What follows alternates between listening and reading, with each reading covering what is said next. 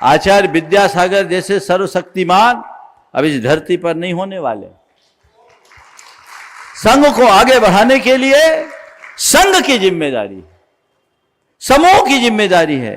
एकता, एकजुटता, प्रेम और एक दूसरे के साथ परस्परता का संबंध जोड़कर व्यापकता से विचार करके चलेंगे, तब संघ का विस्तार होगा। और कूप मंडूक बने रहेंगे, क्षुद्र मानसिकताओं से ग्रसित होकर टीका टिप्पणी करेंगे, तो समाज में विभाजन करके विप्लव खड़ा करेंगे। हमें ऐसे ताकतों से बचना चाहिए।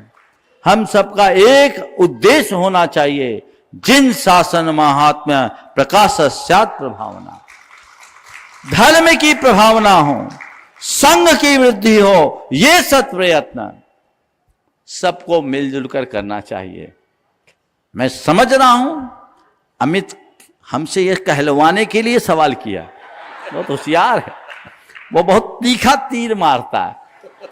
मैं मान रहा हूं ये जो बोला अमित ने उसके विचार नहीं है, पर वो चाह रहा होगा कि महाराज अभी तक कभी कुछ बोले नहीं, इनसे बुलवा लो। अब जवाब तो देना ही पड़ेगा। पर बंधुओं, मैं जवाब देता हूं, प्रतिक्रिया नहीं करता। मेरी कोई प्रतिक्रिया नहीं है, मैं रिएक्ट नहीं करता, रिस्पॉन्स देता हूं। और रिस्पॉन्स देना मेरी जिम्मेदारी है, क्योंकि मैं रिस्पॉन्सिबल सीट पर बैठा हूं। आज ये पूरे संघ की जवाबदारी मेरे ऊपर है, मुझे संभालना है। मेरे गुरु ने कहा है तो मैं करूंगा, जब करना होगा, जैसे करना होगा, मेरी मर्जी। रहा सवाल, तुम्हें लेना है तो श्रीफल लेके आओ, विचार करूंगा। तुम श्रीफल लेके आओ, विचार करूंगा। इनने तो अपना समर्पण कर दिया, इनके मन में कोई विकल्प नहीं, तो तुम विकल्प काहे कर रहे हो? जब इनका भाग जगेगा, आपने कहा संस्कार धानी में हो जाए, तो अगर इनके संस्कार धानी में ही बदे होंगे तो वो भी हो जाएगा। देखो क्या क्या होता है। अभी तो वो सब हुआ है जो तुमने नहीं सोचा, हमने नहीं सोचा, और कहीं ये सब कुछ भी होना होगा तो वो भी हो जाएगा। ऐसे कौन सी बात।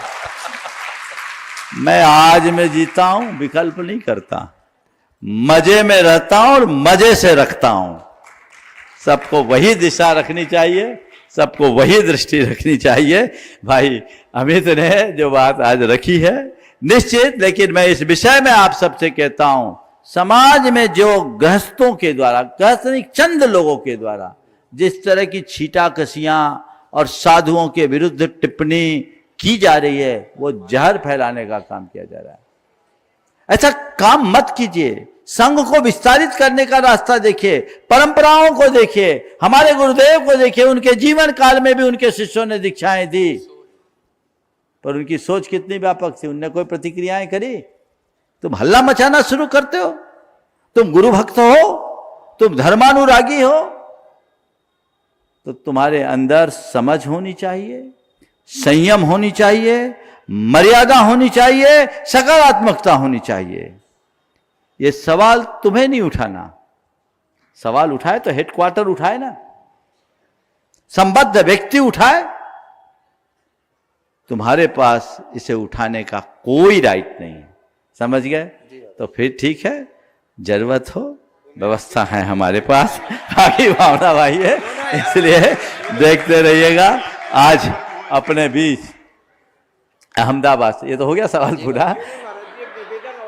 अच्छा, और कोई निवेदन? ये कार्य होना है तो इसी शहर में हो, ये कार्य होना है तो इसी शहर में हो। भावना भाव अगर इस शहर में बदा होगा तो हो जाएगा। अभी हमें कुछ पता नहीं है, होना होगा तो हो जाएगा। दिल्ली में आज हुआ, कल तक पता नहीं था, आज मालूम पड़ा, कल शाम को थोड़ी थोड़ी खुश भनक थी, आज हो गया, सुगबुगाहट थी। अब यहां भी जो होना होगा, एक बात ध्यान रखना, हमारे पास जो होगा ठोक के होगा, महर्षि पहले से घोषित करके होगा, कोई चोरी छुपे काम नहीं होगा। क्यों? क्योंकि जो मैं कर रहा हूं अपने गुरु की आज्ञा से करूंगा। इसमें किसी प्रकार का संकोच की बात नहीं, न मैं संकोच रखता हूं न किसी को संकोच में फंसाता हूं, क्योंकि मुझे मेरी मर्यादा का पता है और मैं मर्यादा में रहता हूं, मर्यादा का पाठ पढ़ाता हूं, उस तरीके से चलूंगा। इसलिए कोई सोचने की बात नहीं है। मुझे क्या करना है, कब करना है, ये मैं जानता हूं, और जो मैं करूंगा जब करना होगा तब करूंगा। आपकी भावना है, आ जाओ, और दो चार आने वाले हो संस्कार धानी के तो कोई दिक्कत नहीं, मंच तो बहुत बड़ा है, व्यवस्थाएं हमारे पास है, ये सब ध्यान रख सकते हैं। बहुत बहुत आशीर्वाद। महर्षि, एक भावना अमित ने भाई थी कुंडलपुर में, तो उसका स्वरूप है कि आप मंच पर हैं। आज इसने जो भावना भाई है, शायद वो भी प्रतिभूत हो जाए। बिल्कुल हो, भावना भाव में बनाना नहीं कर रहा। निरंजन जी जैन अहमदाबाद से हमने भी हाँ, निरंजन जी सामने आ जाए। मैं चाहूंगा एक बार उनका सत्कार भी कर दीजिए विमल जी के साथ। बंधुओं, कल का दिन बड़ा महत्वपूर्ण दिन। कल एमएसएमई को लेकर भारत सरकार की जो नीतियां हैं, जिसमें अनेक प्रकार के वित्तीय सहायता और लोन ऋण उपलब्ध कराने की जो व्यवस्थाएं हैं, हमारे समाज के युवक युवतियों को अपने व्यापार को विस्तार देने की जो संभावना है, उन सब का पूरा विवेचन करने के लिए निरंजन जी अल्प सूचना पर अहमदाबाद से चलकर आए हैं। कल 2 बजे से 4 बजे तक इनका एक वर्कशॉप होगा, उसके बाद शंका समाधान का सत्र होगा। ये पूरा वर्कशॉप प्रामाणिक ऐप पर लाइव दिखाया जाएगा, इसलिए देश में जो भी सुन रहे हैं वो उसको सुनेंगे, यहाँ पर आने वाले लोग भी जरूर देखें, तो आप उससे लाभान्वित हों। आप अपने बच्चों को भेजें, बहुओं को भेजें जो व्यवसाय जगत में काम कर रहे हैं या व्यापार करने के इच्छुक हैं, उन्हें भेजें, ताकि इनके अनुभवपूर्ण वचनों का सभी लाभ ले सके और इसे कृतार्थ कर सके, सार्थक बना सके। समय काफ़ी हो रहा है, बस 1 मिनट का समय आप ले लीजिए, क्योंकि बाकी चर्चाएं कल होगी। नमस्तु महाराज। जैसा आपको पिछले 2-3 दिन से स्वयं महाराज जी सूचित कर रहे हैं, ये कल कार्यक्रम 2 बजे से है। ये एक्चुअली कार्यक्रम नहीं, अगर इसे प्रशिक्षण कहें तो ज़्यादा अच्छा रहेगा। हमने परिवर्तन की बात की, अभी बहुत बार परिवर्तन की बात आई। व्यापार में भी परिवर्तन हो रहा है, सिर्फ परिवार या समाज में नहीं हो रहा है।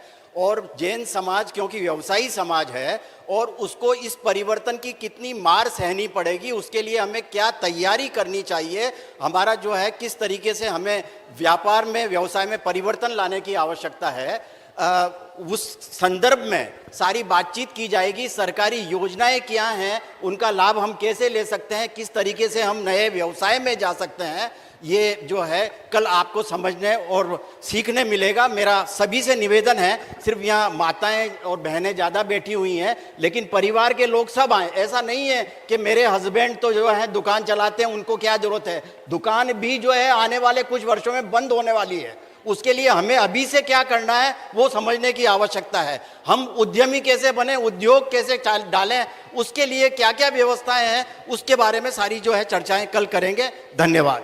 नमस्ते।